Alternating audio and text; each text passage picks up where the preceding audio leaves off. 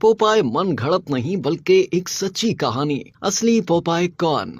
30 की दहाई में मकबूल तरीन कार्टून का सेहरा अपने सर सजाने वाला कार्टून पोपाय दी सेलर मैन एक जीते जागते इंसान की आबीती पर तख्लीक किया गया। पालक का दीवाना पोपाय दी सेलर मैन एक ऐसा कार्टून है जो गुज़िश्ता कई दहाइयों से न सिर्फ बच्चों बल्कि बड़ों के दिलों पर भी राज करता आ रहा है। ये एक ऐसा कार्टून है जिसने एंटरटेनमेंट के साथ साथ अपने नाजरीन को सेहत के हवाले से भी अहम मालूमात मुहैया किए। पोपाय दी सेलर मैन के हीरो का नाम पोपाय रखा गया, जिसको एक ताकतवर मल्लाह दिखाया और इसकी ताकत की असल वजह भी छुपाई नहीं गई, बल्कि कार्टून के हर एपिसोड में जब भी पोपाय की किसी से लड़ाई हो जाती और उसको अपनी बहादुरी का मुजाहरा करना होता तो वो पालक का कैन खोलकर पालक खाता, जिससे उसकी बॉडी फौरन ही चुस्त और तवाना हो जाती और फिर वो तने तनहा हर किस्म के मुखालफिन का मुकाबला कर लेता। पोपाय का सबसे बड़ा दुश्मन ब्लोटो था, जो हर वक्त पोपाय के खिलाफ साजिश बुनता रहता था। ब्लोटो दिखने में पोपाय से कई ज्यादा डेल डोल वाला किरदार था और पोपाय और ब्लोटो के दरमियान दुश्मनी की वजह एक स्याह जुल्फों वाली हसीना थी। दरअसल पोपाय एक दोशीज़ा की मोहब्बत में गिरफ्तार था जिसका नाम ऑलिव ऑयल था और वो उसके लिए हर किसी से लड़ने को तैयार रहता था, लेकिन ब्लोटो को भी ऑलिव पसंद थी